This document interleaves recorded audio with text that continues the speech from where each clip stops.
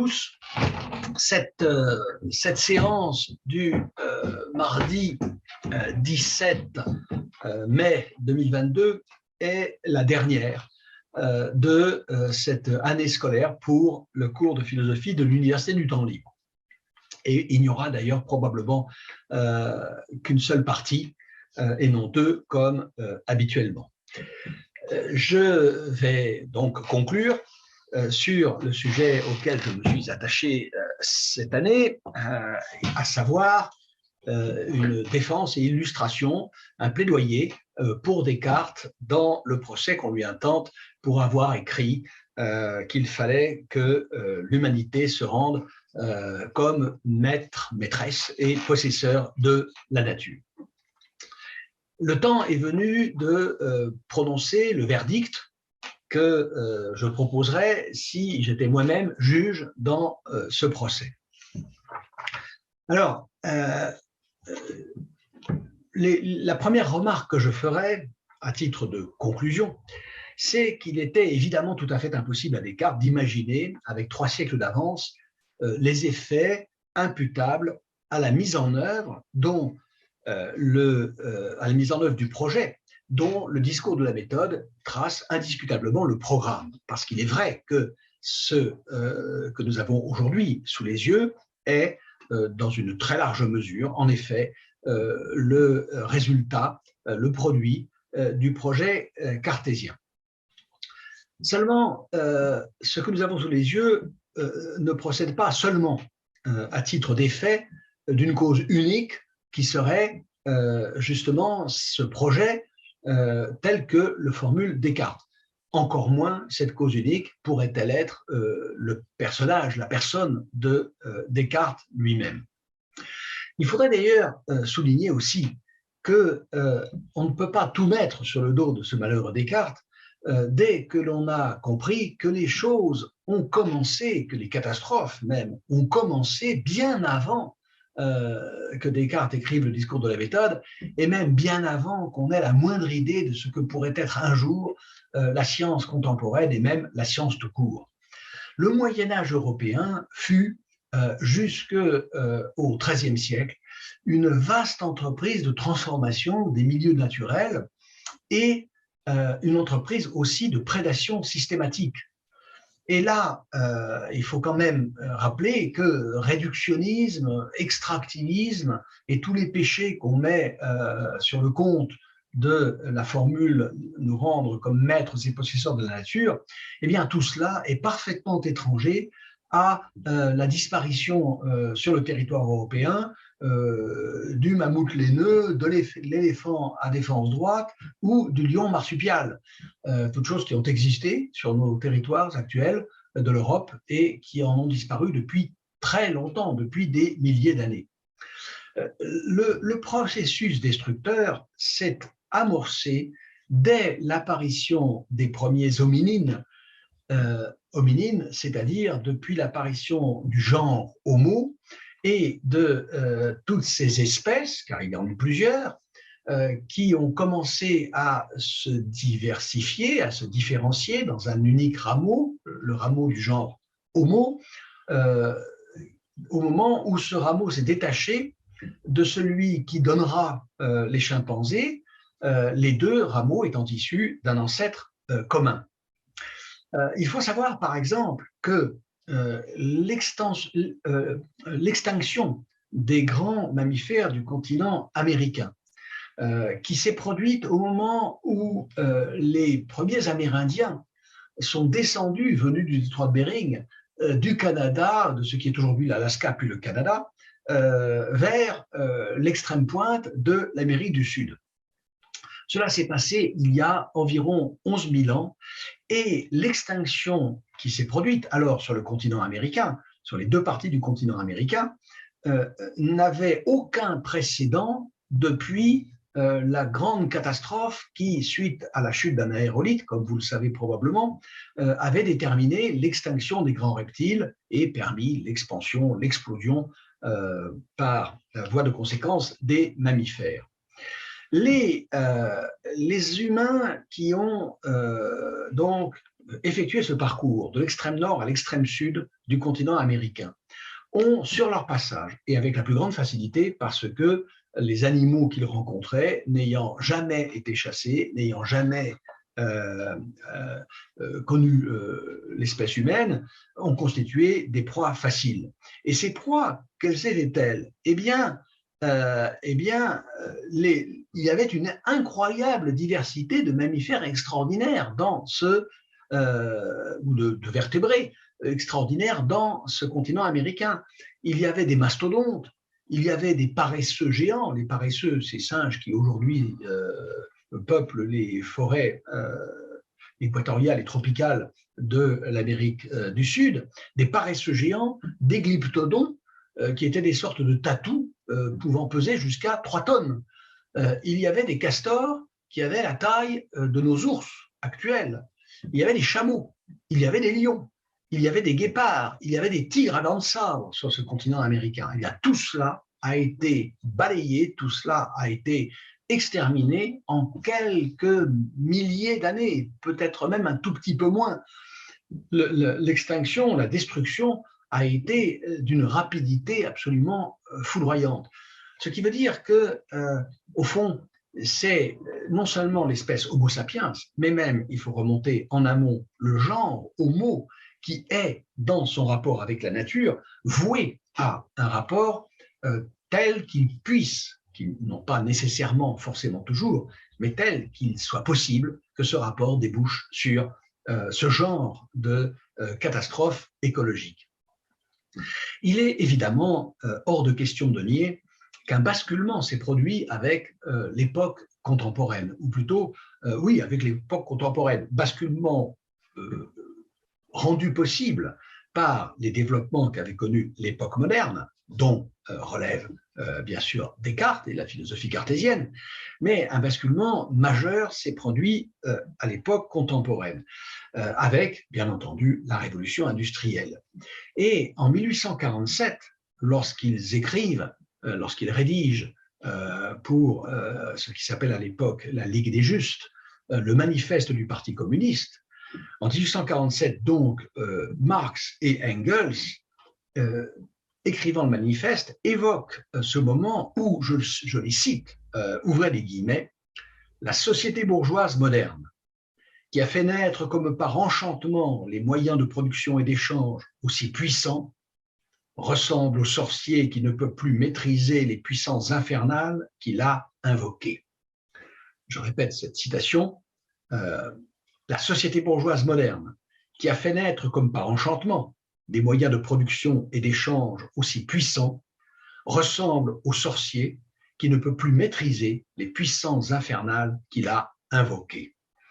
Donc là, en une formule lapidaire, en une phrase extrêmement percutante, Marx et Engels voient exactement ce qui est en train de se passer. Ils n'ont bien sûr, évidemment, aucune possibilité d'anticiper, de pressentir la catastrophe écologique devant laquelle nous nous trouvons aujourd'hui, le réchauffement climatique, bien entendu, bien que l'idée même d'un réchauffement du climat dû à l'espèce humaine commence à émerger précisément à peu près à cette époque. Mais il n'y a évidemment chez Marx et Engels eux-mêmes aucune trace d'une telle prise de conscience. Alors, évidemment, Marx et Engels ici pensent à la révolution industrielle, aux machines, aux nouveaux moyens d'extraction, de transformation et de transport de la matière. C'est évidemment tout ça qu'ils ont à l'esprit. Et longtemps d'ailleurs, c'est cet aspect-là qui va prévaloir dans les préoccupations écologiques au fur et à mesure qu'elles vont naître au XXe siècle. C'est-à-dire que dans un processus de progrès technique, d'amélioration de nos performances dans tous les domaines que je viens d'évoquer, dans un processus qui sera continuellement non seulement croissant, mais même on peut dire accéléré, eh bien l'humanité va prendre conscience des possibilités et des dangers que comportent ses propres techniques. Tout cela va culminer à la fin de la Seconde Guerre mondiale dans ce traumatisme que constitue la bombe atomique. l'arme nucléaire, l'usage de l'arme nucléaire, l'usage effectif, et non pas à titre d'essai, mais l'usage effectif de l'arme nucléaire, les bombes atomiques américaines d'Hiroshima et de Nagasaki, vont déterminer une crise, je dirais, spirituelle dans la conscience que l'Occident a de lui-même. L'autre aspect de la crise suscitée par la Seconde Guerre mondiale, ce sera évidemment la prise de conscience de la nature du nazisme, l'univers concentrationnaire et l'extermination des Juifs d'Europe. Mais jusqu'à la fin de la Seconde Guerre mondiale, c'est-à-dire jusqu'à la moitié du XXe siècle, l'aspect essentiel restera concentré du côté de la physique. Ce sont les sciences physiques qui vont rendre possible des choses comme par exemple la machine à vapeur, puis l'électricité, encore que la machine à vapeur, là je suis en train de dire une bêtise parce que la machine à vapeur est née avant que la science n'en fasse véritablement la théorie dans la thermodynamique. Mais en revanche, ce qui est sûr, c'est que l'arme nucléaire, elle procède directement du travail scientifique et des théories scientifiques et de la physique fondamentale. Donc, ce sont plutôt les sciences de la matière brute, on pourrait dire, de la matière en général, qui vont déterminer le progrès technique qui va déboucher sur la prise de conscience des dangers que ce progrès comporte. Avec un certain retard, suivront les sciences du vivant. Ce n'est que dans la seconde moitié du XXe siècle, et même relativement tard, que nous commencerons à prendre conscience du fait que ces médecins, ces biologistes en blouse blanche ne peuvent plus être regardés seulement comme des bienfaiteurs de l'humanité. Déjà en 1970, je me souviens dans un article du Monde, le biologiste et prix Nobel français François Jacob avait tiré la sonnette d'alarme. Il nous avait avertis, il nous avait dit jusqu'à présent, les grands suspects, ou les grands coupables même, ce sont les physiciens avec leurs bombes atomiques. Mais l'image, l'aura de grands bienfaiteurs de l'humanité qui est attachée depuis la figure de Pasteur, par exemple, à notre biologie, à nos biologistes et à nos médecins, eh bien, cela va finir, cela va avoir un terme, et ce terme est pour bientôt. Il est pour bientôt du fait, simplement, de la puissance que les sciences biologiques sont en train de commencer à conférer à nos techniques du vivant. Et je crois que François Jacob avait vu juste, l'avenir a montré, que nous ne considérons plus aujourd'hui seulement la physique et la chimie, par exemple par la pollution. Le risque nucléaire, lui, s'était un peu effacé jusqu'à ce qu'il revienne très récemment sur le devant de la scène avec la guerre à laquelle nous assistons à l'est de l'Europe entre l'Ukraine et la Russie. Mais ce ne sont plus les sciences physiques aujourd'hui qui nous paraissent les plus menaçantes, ni la chimie avec sa pollution, encore que bien entendu, elle reste une préoccupation tout à fait considérable. Ce sont les sciences biologiques. Disons que je ferai la différence suivante. Aujourd'hui, les réalisations effectives des sciences du vivant, donc des biotechnologies, ne sont pas encore parvenues à un stade suffisant d'extension pour que les dommages que nous pouvons en craindre à court terme soient aussi considérables que ceux qui résultent, par exemple, de la pollution chimique dans l'atmosphère, dans l'eau, dans la terre, ou de la pollution physique, par exemple, je pense aux océans et à la quantité invraisemblable et catastrophique de matières plastiques qu'ils contiennent. C'est-à-dire que du point de vue, je crois, des effets, des conséquences effectives, réelles, en termes de dommages, la pollution physique et la pollution chimique sont aujourd'hui beaucoup plus considérables et doivent être prises, je dirais, beaucoup plus au sérieux de ce point de vue-là que les risques inhérents aux biotechnologies. Seulement, ces risques inhérents aux biotechnologies, s'ils sont à court terme moins gravement menaçants pour l'espèce humaine, par exemple, les biotechnologies ne sont pour rien dans le réchauffement climatique. Eh bien, même s'ils sont moins menaçants à ce point de vue-là, je crois qu'ils nous préoccupent tout autant en raison de la profondeur à laquelle ils portent. C'est-à-dire que les biotechnologies nous permettent aujourd'hui, sur la base des sciences de la vie, des sciences du vivant, des sciences biologiques, eh bien, ces progrès des biotechnologies nous permettent d'envisager, de modifier jusqu'à la nature même de l'espèce humaine. Et à terme, c'est quelque chose qui, on va dire, moralement, politiquement, philosophiquement aussi peut-être, va plus loin que les pollutions physiques et chimiques, dont je continue de penser, je m'empresse de le répéter, qu'elles sont aujourd'hui une menace beaucoup plus pressante, beaucoup plus immédiate, beaucoup plus grave pour l'humanité. Alors, je crois que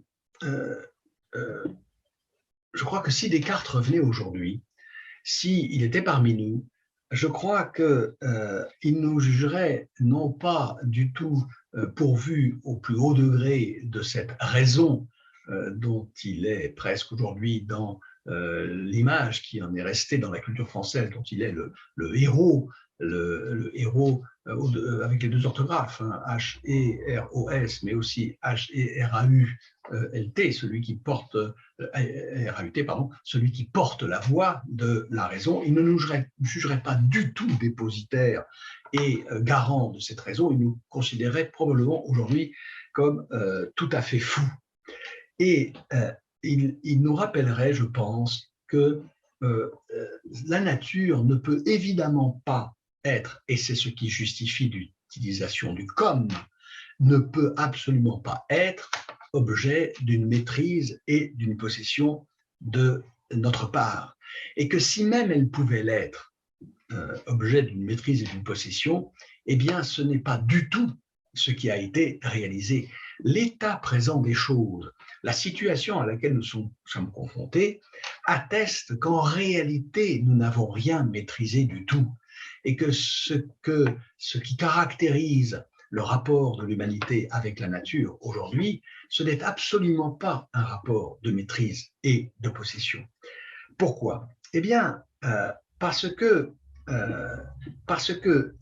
maîtrise ne peut pas, et possession ne peut pas non plus, ces deux mots ne peuvent pas s'entendre dans la signification de ce que Michel Serres appelle dans un texte qui a eu une certaine importance, un certain retentissement à une certaine époque. Le livre, c'est Le contrat naturel, ce que Michel Serres appelle la maîtrise pure. La maîtrise pure. Je lis un passage de ce livre, Le contrat naturel, qui a dû paraître dans les années 1980, je n'ai pas la date exacte. Michel Serres écrit ceci. Il nous appelle à, je le cite, ouvrez les guillemets, laisser le cap imposé par la philosophie de Descartes. Laisser le cap imposé par la philosophie de Descartes. Donc, Michel Serres nous dit il faut changer de cap. Il faut donner à l'aventure humaine une nouvelle orientation, une orientation différente.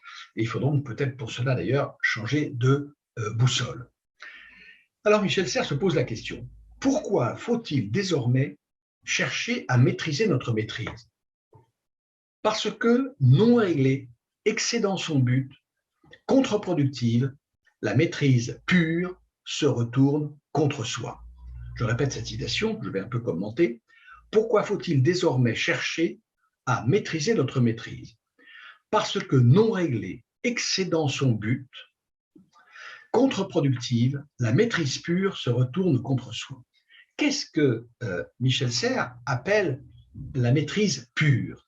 L'expression n'est peut-être pas par elle-même très claire, je pense qu'elle signifie ceci, une maîtrise qui n'est que technique, une maîtrise purement scientifico-technique, purement technologique. C'est ça que je pense Michel Serres met sous les mots de maîtrise pure. Et à cette maîtrise pure, qu'est-ce qu'il oppose? Il oppose une maîtrise maîtrisée. Il pose la question, pourquoi faut-il désormais chercher à maîtriser notre maîtrise? Eh bien, parce que quand elle n'est pas maîtrisée, c'est-à-dire quand elle est pure maîtrise scientifique et technique, cette maîtrise est, dit Michel Serres, lorsqu'elle est non réglée, et c'est ça que signifie maîtrise maîtrisée. Une maîtrise maîtrisée, c'est une maîtrise réglée. Et pas régulée, comme on dit aujourd'hui. Hein. Alors, on ne parle plus que de réguler ceci et réguler cela. quand il faudrait, en vérité, régler et réglementer, imposer des règles, c'est-à-dire des lois. Hein, on dit réguler la finance. C'est pas vrai. On régule un fleuve, on peut réguler certains processus naturels, mais il faut réglementer la finance et il faut certainement réglementer, c'est-à-dire il faut légiférer sur notre rapport à la nature et la maîtrise que nous exerçons sur elle. Parce que non réglée, lorsqu'elle n'est pas réglée, la maîtrise pure excède son but et est contre-productive. Alors, qu'est-ce que ça veut dire qu'elle excède son but? Cela veut dire qu'elle nous porte à notre corps défendant, au-delà même de ce que nous mettions en œuvre dans la science et la technique, à savoir de mettre à notre disposition et de nous rendre utiles, profitables et salutaires les puissances de la nature. Ce but est, lorsque la maîtrise est purement scientifique et technique, c'est-à-dire non maîtrisée, ce but est dépassé, dit Michel Serres. Et qu'est-ce que cela veut dire? Eh bien, cela veut dire que d'autres résultats sont produits, d'autres effets adviennent que ceux qui étaient, disons, plus ou moins explicitement contenus dans le but qu'on s'était donné. Et ces effets sont des effets d'ordre non seulement technique, purement technique, ce sont des effets matériels, pratiques, mais ce sont aussi très certainement des effets à d'autres niveaux, éthiques, spirituels, philosophiques, politiques, ça c'est certain. Non réglée, la maîtrise pure excède son but, elle est contre-productive, c'est-à-dire qu'elle se tourne contre ses propres buts. Cela me paraît assez discutable. La maîtrise pure se retourne contre soi, ou plutôt contre ceux-là même qui en ont forgé le projet. Mais dire cela, et là je crois que Michel Serres a raison de le dire, je crois qu'il voit tout à fait juste, mais dire cela, c'est reconnaître que justement, le programme cartésien n'a aucunement été rempli, qu'il n'a même pas été appliqué, qu'il n'a pas été réellement poursuivi. Parce que Descartes n'a jamais pensé que l'idéal de l'humain, que l'idéal de ce qu'est un être humain, doivent se ramener, se limiter à un rapport purement de technique à son environnement ou à un rapport de connaissance scientifique de cet environnement. Dans une lettre à Élisabeth de Bohême du 15 septembre 1645, Descartes écrit, je le cite, ouvrez les guillemets, que les hommes ont plus ou moins de sagesse à raison de ce qu'ils ont plus ou moins de connaissances des vérités importantes. Les hommes ont plus ou moins de sagesse à raison de ce qu'ils ont plus ou moins de connaissances des vérités importantes. Bon, ceci n'est pas d'ailleurs spécifiquement cartésien. Je crois que n'importe quel des grands philosophes de l'Antiquité, de nos grands sages de l'Antiquité grecque et latine, aurait pu écrire cela, et d'ailleurs sans doute, je suis certain, beaucoup l'ont écrit, même si ce n'est pas exactement en ces termes. Les hommes ont plus ou moins de sagesse à raison, c'est-à-dire à proportion de ce qu'ils ont plus ou moins de connaissances des vérités importantes. Et pour Descartes, les vérités importantes ne se limitent évidemment pas aux vérités scientifiques et aux possibilités techniques que ces vérités nous procurent. Les vérités importantes, ce n'est pas d'abord dans les sciences physiques qu'il faut les chercher. Les vérités importantes, elles sont des vérités qui concernent ce que doit être notre existence d'humain, ce que doit être, de façon absolument générale, notre rapport d'humain au monde. Et il faut que nous ayons ignoré beaucoup de vérités importantes pour en être arrivés là où nous sommes, dirait Descartes aujourd'hui. Descartes nous trouverait bien pressés d'investir dans des entreprises techniques des connaissances aussi peu assurées que le sont aujourd'hui celles que nous possédons. Je ne parle pas ici des vaccins à ARN qui, contrairement à ce qu'on a raconté en beaucoup d'endroits et à ce qu'on a entendu dire par beaucoup, les vaccins à ARN ne sont pas du tout quelque chose qui a immédiatement comme ça surgi sans que l'on en sache beaucoup sur le principe sur lequel il reposait et sur les effets qu'il pouvait avoir. Moi, je suis fils d'immunologiste à l'Institut Pasteur et je peux vous dire que les travaux, les espérances nées des vaccins ARN, elles sont présentes dans le programme des recherches scientifiques et médicales depuis maintenant de nombreuses années et même des décennies. Et donc, nous savons depuis longtemps qu'il y avait des choses à chercher de ce côté-là et on cherchait depuis longtemps. On n'est pas arrivé là les mains vides devant l'épidémie. Et puis, quand il y a eu urgence, je pense que prendre un certain nombre de risques n'est pas absolument déraisonnable et qu'on en prend assurément aussi beaucoup avec d'autres procédés médicaux pourtant plus anciens que les vaccins ARN. Non, je ne parle pas de ça. Je parle principalement, évidemment, des organismes génétiquement modifiés, dont je ne suis pas du tout par principe l'ennemi, que je ne désapprouve pas dans leur principe même, mais dont il faut dire aussi que le génie génétique repose sur des connaissances qui sont aujourd'hui encore, c'est vrai, même si elles sont beaucoup plus riches et beaucoup plus précises qu'elles nous disposions il y a encore, par exemple, un quart de siècle, il y a 25 ans, des connaissances qui sont encore, évidemment, lacunaires et pour certaines fragiles. Descartes ici nous fait remarquer, je le cite, qu'on a grande raison de prendre son temps pour délibérer avant que d'entreprendre des choses qui sont d'importance. Oui, on a grande raison de prendre son temps pour délibérer avant que d'entreprendre des choses qui sont d'importance. Or, il est bien clair que dans un certain nombre de domaines de la technologie, nous n'avons certainement pas suffisamment délibéré.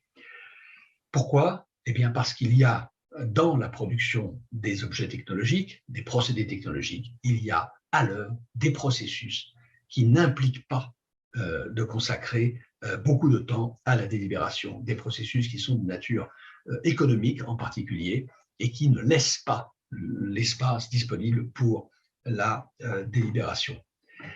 Et Descartes ajouterait peut-être ceci, alors là je vous fais un petit collier avec autant de perles cartésiennes que j'ai pu en trouver, Descartes ajouterait ceci, que devant l'imminence des périls qui menacent aujourd'hui l'humanité, eh bien, il y a de quoi s'inquiéter et de quoi condamner la procrastination et la prudence de nos politiques.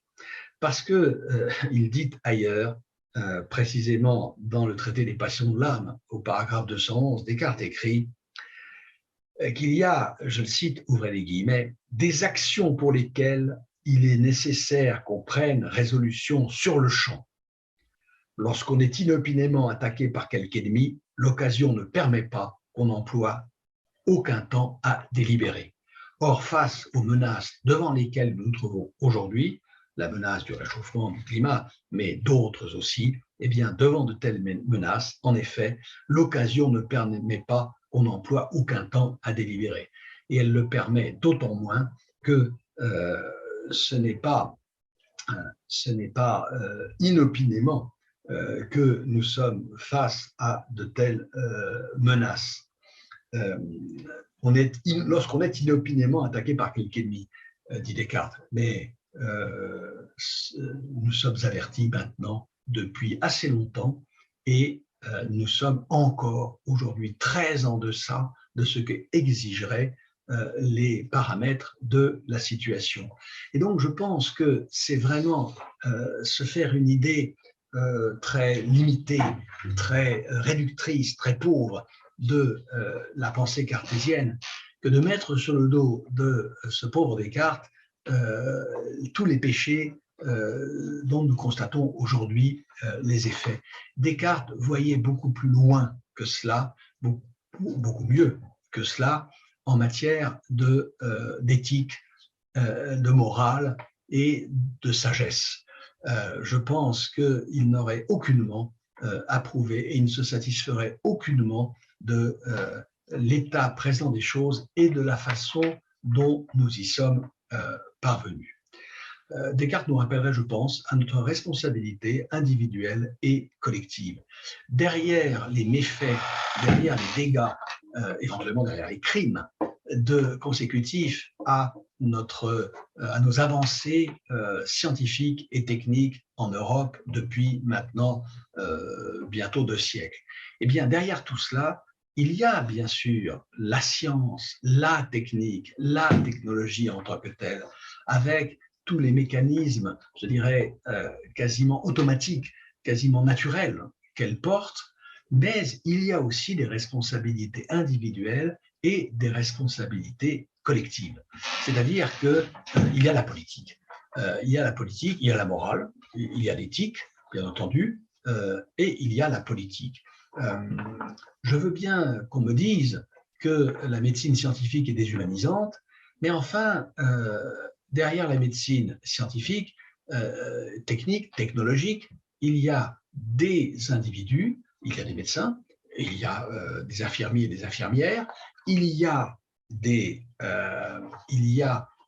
des institutions, il y a l'hôpital par exemple, et que tout cela relève des obligations, des impératifs moraux et des décisions politiques.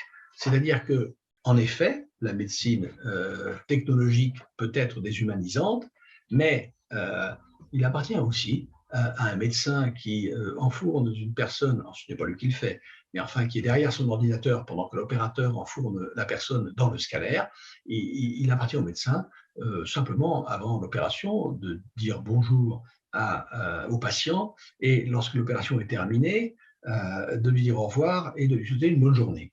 Je crois que c'est un minimum auquel eh bien, tous les médecins, sans doute, je l'ai constaté même, ne sacrifient pas. Quant à l'hôpital, c'est une institution et il y a derrière des décisions politiques, il y a des choix économiques et c'est sur tout cela qu'il nous faut agir au lieu de pleurer sur le caractère déshumanisant des technologies contemporaines. Alors, évidemment, je ne vais pas présenter les citations dont j'ai fait état là jusqu'à cet instant. Je ne vais pas présenter ces citations de Descartes comme l'attestation d'une prise de conscience écologique qui, évidemment, chez lui ne pouvait pas exister. Je dis simplement, et ce sera ma conclusion, et ce sera mon verdict, qu'on ne peut pas reprocher à quelqu'un d'avoir simplement proposé d'améliorer une condition humaine dont il ne faut quand même pas oublier que le portrait dont le profil était dressé à la même époque à peu près que Descartes par un Molière lorsqu'il nous mettait en scène les médecins de ces fameuses pièces. On ne peut pas, sans une certaine incohérence, s'en prendre à l'ambition cartésienne de faire de la médecine l'une des 3 branches de l'arbre de la philosophie, lui reprocher d'avoir voulu nous rendre maîtres et possesseurs, par exemple, de notre fonctionnement corporel, et même de notre anatomie, de notre physiologie, et même de notre fonctionnement, par exemple, génétique. On ne peut pas lui reprocher ça et en même temps rire des médecins dont il fait le portrait dans ses pièces. Eh bien, Descartes, c'est ce qu'il a proposé, lui, d'améliorer un peu la condition humaine. Alors, bien sûr, il avait sans doute des ambitions à long terme, des ambitions plus vastes. Lorsqu'il écrit le discours de la méthode, dans la 6e partie, je pense qu'il ne va pas jusqu'au bout de sa pensée. Je ne serais pas étonné que lorsqu'il parle de prolonger la vie humaine ou d'améliorer les conditions dans lesquelles elle se prolonge, je ne serais pas étonné qu'il pense à même peut-être en finir avec la mort. Car, après tout, c'est une question qui mérite d'être posée, que de savoir s'il serait techniquement possible d'empêcher un être vivant de mourir. Rien n'indique, a priori, que ce soit impossible. Et donc, on peut éventuellement faire crédit à Descartes de la légitimité de cette question, qui ne pose pas parce que la mort étant la sanction du péché originel, il n'est pas permis à un philosophe chrétien d'envisager la possibilité de lever cette certitude qui pèse sur tous les humains. Je remarque que, par exemple, quand on lit les carnets de Léonard de Vinci, qui est venu avant Descartes, on trouve dans ces carnets de Léonard de Vinci, qui avait travaillé avec Machiavel à Florence sur un projet de détournement du fleuve Arno. Quand on lit les carnets de Léonard de Vinci, on y trouve à foison la description de machines à extraire, à transformer, à transporter, et de machines à détruire, de machines à tuer en masse. Léonard de Vinci est allé beaucoup plus loin que Descartes lui-même dans ses propres écrits, dans la précision quant au déploiement des moyens techniques qu'il espérait possible au titre du progrès de nos connaissances, à une époque où la science n'a même pas pris son essor. Seulement, Léonard de Vinci a peint la Joconde, et cela fait pardonner apparemment beaucoup de choses.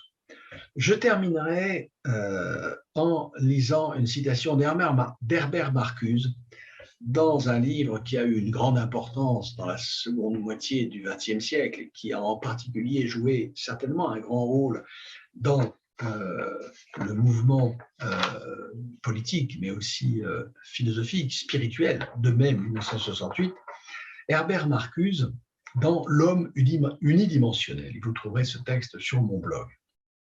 La science, à cause de sa méthode et de ses concepts, a fait le projet d'un univers dans lequel la domination sur la nature est restée liée à la domination sur l'homme, et qu'elle a favorisé cet univers, et ce trait d'union a tendance à devenir fatal pour cet univers dans son ensemble. La nature, appréhendée et maîtrisée par la science, est encore présente dans l'appareil technique de production et de destruction qui assure et qui facilite la vie des individus et qui, en même temps, les assujettit au maître de l'appareil. Ainsi, la hiérarchie de la raison et la hiérarchie de la société s'interpénètrent. De cette façon, s'il y avait un changement dans le sens du progrès qui briserait le lien entre la rationalité de la technique et celle de l'exploitation, il y aurait également un changement dans la structure même de la science, dans le projet scientifique. Les hypothèses de la science, sans perdre leur caractère rationnel, se développeraient dans un contexte expérimental essentiellement différent, celui d'un monde pacifié. Et par conséquent, la science aboutirait à des concepts de la nature essentiellement différents, elle établirait des faits essentiellement différents, une société vraiment rationnelle subvertirait l'idée de raison. Alors, je ne veux pas prendre le temps de commenter en détail ce texte, mais il mérite assurément d'être médité. Il va très loin. Il va très loin et il dit des choses très profondes. Il dit d'abord ceci, qu'il existe plus qu'une concomitance, il existe plus qu'une corrélation, il existe une relation intime, organique entre la connaissance scientifique et l'exploitation de la nature, et qui plus est avec la domination sur l'homme.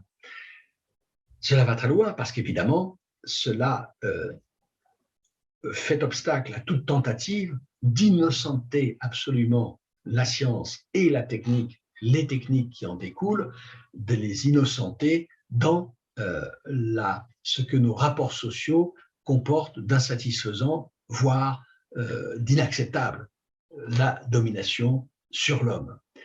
Et il ajoute ceci, et c'est dans ça que ce texte va, je pense, extrêmement loin, que si nous pouvions modifier notre rapport à la science et nos rapports sociaux, c'est la nature même du savoir scientifique, ses hypothèses, ses concepts, ses faits qui deviendraient différents.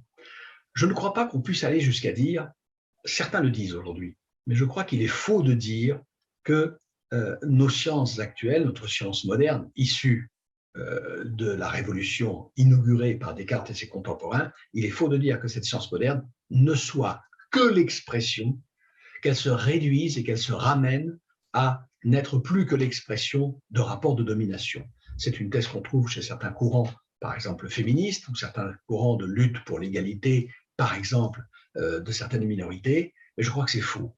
Je crois que la science a une autonomie, elle n'a aucune indépendance par rapport au fonctionnement des mécanismes sociaux, mais elle a une autonomie qui empêche, qui interdit de la ramener, de la réduire à n'être que l'expression de formes de domination, comme certains le croient aujourd'hui.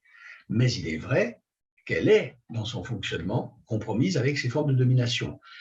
Faut-il en conclure que toutes ces hypothèses, toutes ces méthodes, tous les faits qu'elles dégagent ne sont que l'expression de rapport de domination? Je crois que c'est complètement faux.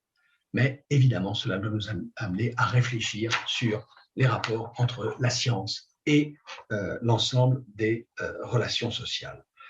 Et donc, voilà ce que je conclurai. Ce texte de Marcuse est plutôt critique de Descartes. Je pense en avoir dit suffisamment pour sa défense, pour que les choses soient, en ce fin de parcours, suffisamment claires. Voilà, je vous remercie. Je vous remercie pour la totalité de cette année, pour votre assiduité, pour votre intérêt. Je vous donne rendez-vous à l'année scolaire prochaine. Alors, j'ai fait une proposition à l'Université du Temps Libre que je préciserai sur mon blog, que vous pourrez consulter.